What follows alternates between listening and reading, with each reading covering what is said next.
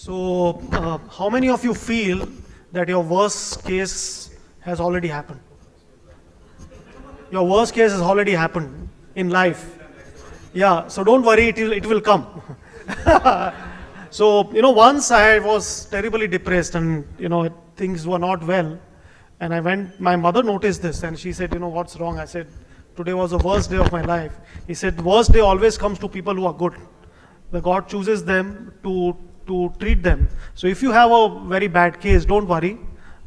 Be sure that God has chosen you and God considers you fit enough to do that case. So here we have 4 fit people or misfit people who have agreed to share their worst cases and to take the lead and to open the account of worst cases. We have James. James, you have to sound very serious. It's your worst case.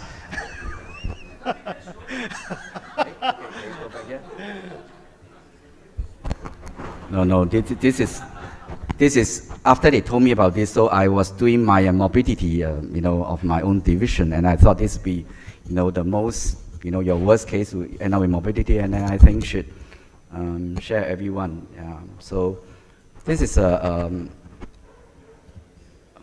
amazingly bad situation where it's very interesting. 13-year-old dad was a high-ranking officer in IMF and works out of Washington, D.C.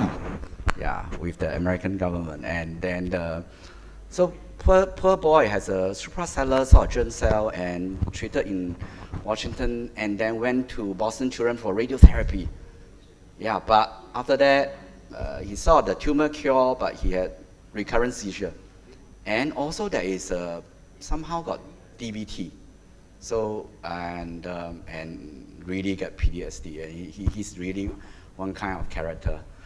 So, so what happened is, before that, because one of these seizure episode resulted him to admitted to a pediatric ICU. And since then, complained of thigh pain, and but everybody put down to generalized weakness. Parents reported later say that he think that he walked with external rotation gait for 5 years, which I don't know how. Anyway, a neurologist saw, and then finally, so it's almost like 3 months after the first episode, they came to me. I couldn't get the that plain X-ray, but basically it looked even worse than this. So you can see bilateral. So because it's already for 3 months, and I really thought the risk AVN is far too high, and so, but because he couldn't walk and the boy actually wanted to walk, so parents said, okay, we should attempt this, but bear in mind all these possible complications. So went in for the right side. You're not allowed to ask questions because I'm showing you all the bad things till the end. Right side, so did that right side, and peri-op blood loss, then post-op, ta-da, out, okay? I think it's not common you get post-surgical hip dislocation, you get a dislocation for skiffy, let's say, yeah. All right, so out here, and then, second day or third day, yeah. So I did the CT, and what's interesting about CT, you could see there's a loose fragment there. All right. Yeah, I couldn't detect it intra-op. All right, so there it goes. And then so we apply spiker, and somehow it went in later. All right. Then, while this happening, I tried to get the right side got better. He complained more and more pain in the left hip. So you can see original like that. While waiting for the 6 weeks duration, you can see, and he think that he's got a lot more pain now and is crying, all that. So we had to do the left. But this time I told parents, in view of the dislocation risk, I really want to put a hip spiker. Parents think that the risk of DVT is too high. I cannot have that. I just, you know, I don't know where all American parents are like that, you know. So anyway, so they are still dead against that, but so anyway, I went ahead and do it. Left. I thought it's quite decent. Left. Post up.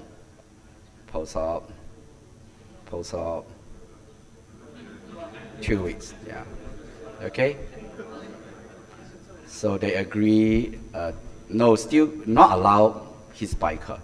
You can put a broomstick there so that I can still move up and down, flexion extension. Broomstick, out again. All right? So finally, force them to put his biker. Went in. All right? Went in. So in his biker, you thought things can't get worse. Of course, you did worry of always AVN, so AVN. So you start to get, you can see left side, start to get AVN and therefore start to collapse. So if you collapse, what will happen? You get left hip pain because your screw is sticking out. So change, use the same wire, went in, remove, make the screw shorter. So finally, thought everything's over. Is it over? So he actually had no more pain now. He managed to walk, and then at this moment, guess what? His brain tumor recur from the site, not from the original site, but it's a radiotherapy induced at another site. Yeah. So anyway, yeah. So anyway, finally, so a little bit quick literature review about this. You know, open reduction is still not commonly done. You'd be surprised in actual number, but I try to look at the incidence of AVN and incidence of hip dislocation was, sorry, ACN, but following dislocation, following surgical hip dislocation, actually the rate is very, very low. Yeah, so nowhere near my horrible bilateral cases like that. Yeah. So the learning point is, you look, this is only in the published literature, only 5%. So I think I attribute it to the fact that this is really very chronic and the soft tissues are very, very contracted. So it's not your typical surgical hip dislocation for SCIFI. And therefore, you take it in a very, very different way. Yeah. Okay, I welcome comments. Yeah. So one question from James is, from this whole journey, you know, if I ask you if God allowed you to replay this case again, would you have changed your decision making or your surgeries or anything else now so that the outcome would have been different? Would you have done anything different, you know, if this patient, such a patient was to come to you again? Yeah, I think what's interesting is the indication for surgery and the risk was really, I thought AVN would be very, very high, and I was very worried about AVN. I did not think so much about, as you can see, that post-op dislocation, only 5%. But I really should have insisted on, let's say for second site, hip spica really should be insisted on, and but parents, and these are very intelligent parents, so they know exactly what they want, and you know, they're reasonable too. Yeah. They're insistent, but they are very reasonable, so we still had this beautiful relationship among all these, and therefore, you know, we actually prayed about it before we did the operation and all that. And the interesting about Singapore, as you know, we're truly multicultural. So before any operation, I always tell my patients, you pray to your God, and you be the Muslim, Hindu, or whoever, and I pray to my Christian God, and we all pray for the best for the kid, and there's no issue about this. There were two articles in recent JPO. One said that you can do an early diagnosis of AVN by doing an angiogram. No, but this case, morbidity lies with my post-op dislocation. Right. Yeah, which is not, as I say, really I searched the literature, only 5%. And I while doing that, you know, I asked Yanzhou, I asked Choi, I asked Daddy, they're all like, oh my God, even like, they haven't seen a similar, you know, a 4-month history, this sort of chronic dislocation like that, in that severity. You are talking about Yanzhou Kim and Teddy, who are like the world's hip surgeon. So that calmed me a little bit. I thought maybe my skill not so bad, but nonetheless, it's a terrible thing. So our sympathies are with you and the family and the child. But I'm sure, you know, how did you keep calm? One important thing is, you know, when patient is not doing well, you know, one thing really matters is how do you take care of your own self? Because, you know, our morale as a surgeon, when a case goes well, we feel good. But when something goes wrong, we feel devastated completely. And how did you communicate with the parents? I think you asked they asked a really nice question, I think.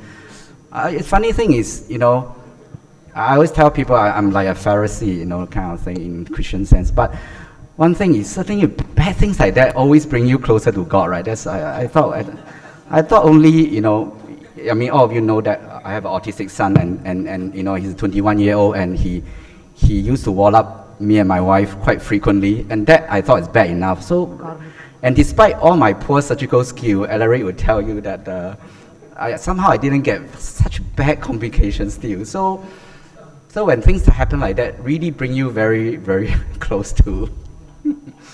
But parents-wise, my advice is pre-op. Really advise parents all possible complications.